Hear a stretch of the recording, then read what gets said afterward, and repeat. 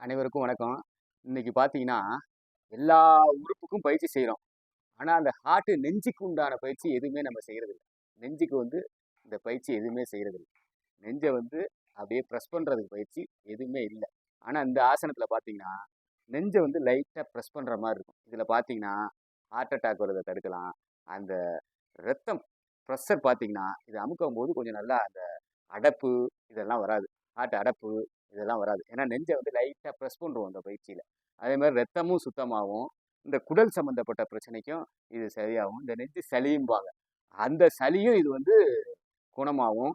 வயிறு தசப்பகுதி அப்படியே அமுங்கும்போது, வயித்து பிரச்சனை, நெஞ்சுக்கு சேர்த்து இது ஒரே பயிற்சி. இது எப்படி செய்யணும்னா, எல்லாரும் செய்யலாம். இது சும்மா படுத்துக்கிட்டு செய்றது தான். எல்லாரும் செய்யலாம். ஆனா பொறுமையா, கொஞ்சம் பொறுமையா செய்யணும். வலி இருந்தா தவிர்த்துடணும். நெஞ்சு வலிச்சுன்னா தவிர்த்துடணும். முடிஞ்ச அளவு கொஞ்சம் கொஞ்சமா பிரஸ் பண்ணி, இந்த நெஞ்ச பிரஸ் பண்ற பயிற்சி தான். இது எப்படின்னு பாருங்க. ஹார்ட் அட்டாக்கு ஒரு நல்ல பயிற்சி, இந்த பயிற்சி.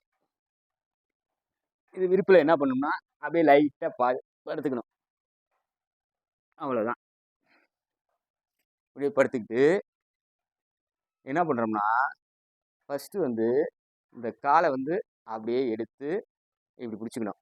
இப்படி புடிச்சு, அப்படியே லைட்டா இப்படி பிரஸ் பண்ணணும்.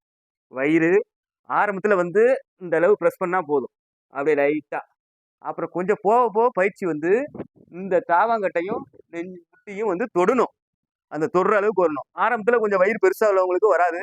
கொஞ்சம் கொஞ்சமா தான் செய்ய செய்ய அந்த பயிற்சி வரும். இங்க பாருங்க. இந்த அளவு வரணும். இந்த வயிறு அமுங்குது. நெஞ்சு பகுதியும் லைட்டா இது ஒரு பிரஸ் பண்ணி குடுக்கும். இங்க பாருங்க. ஃபர்ஸ்ட்டு அவ்வளோதான். ஒரு 5 எண்ணிக்கை.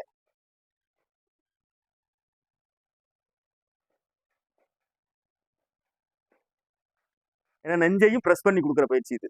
அதனால அது பிளட் நல்லா சர்க்குலேஷன் கிடைக்கும். இப்ப இந்த கால் செஞ்சோமா, அடுத்தது இந்த கால். கொஞ்சம் ரிலாக்ஸ் எடுத்துட்டு, அடுத்தது இந்த காலு. இதே மாரி தான். ஆரம்பத்துல லைட்டா இந்த அளவு வந்தா போதும்.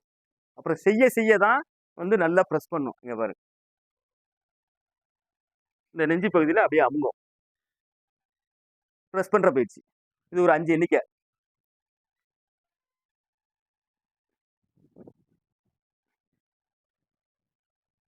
இது மாரி ஒரு 5 எண்ணிக்கையிலேருந்து ஒரு 10 எண்ணிக்கை வரைக்கும்.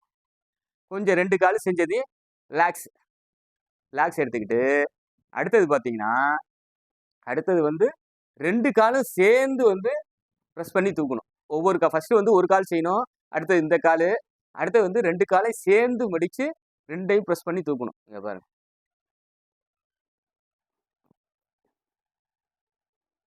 இது மாரி. ஆரம்பத்துல வர முடியலன்னா இங்க பாருங்க. இந்த அளவு வந்தா போதும். ஃபர்ஸ்ட்டு செய்யும்போது. அப்புறம் கொஞ்சம் கொஞ்சமா, அப்புறம் கொஞ்சம் கொஞ்சமா. அடுத்தது 2 நுரையும் நல்லா இறுக்கி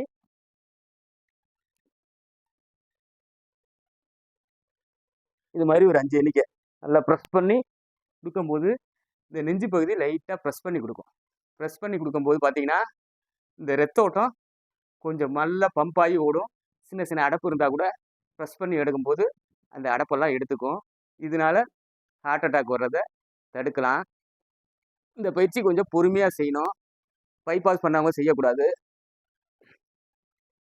இது இந்த பயிற்சி ஒரு தக்க குருட்ட செய்யணும். இல்லாட்டி ஒரு டாக்டர் ஆலோசனை பேர்ல தான் செய்யணும். ஏன்னா நெஞ்சு பகுதி அமுங்குறதுனால, இது மூச்சு எப்படி இருக்கு நமக்கு, அந்த கண்டிஷன்லாம் பார்த்துக்கிட்டு தான் செய்யணும். சின்ன பிள்ளைங்க செய்யலாம். பெரியவங்க 50 வயசுக்கு மேல தக்க ஆலோசனை பண்ணி செய்யணும். ஒரு குரு முன்னாடி செய்யலாம். இல்ல ஒரு டாக்டர கன்சல்ட் பண்ணிட்டு செய்யலாம். இந்த பயிற்சி செஞ்சீங்கன்னா, வயிறு, நெஞ்சு இது எல்லாத்துக்கும் சேர்ந்து ஒரே பயிற்சி. வயித்துல உள்ள உறுப்பு, நெஞ்சுக்கு எல்லாத்துக்கும் சேர்த்து இது ஒரே பயிற்சி. இத டெய்லியும் காலையில சும்மா படுத்துக்கிட்டே செய்யலாம். கட்டில்ல கூட படுத்துக்கலாம். படுத்துக்கிட்டு கூட செய்யலாம். செஞ்சோம்னா நல்ல பலன் கிடைக்கும். நன்றி, வணக்கம்.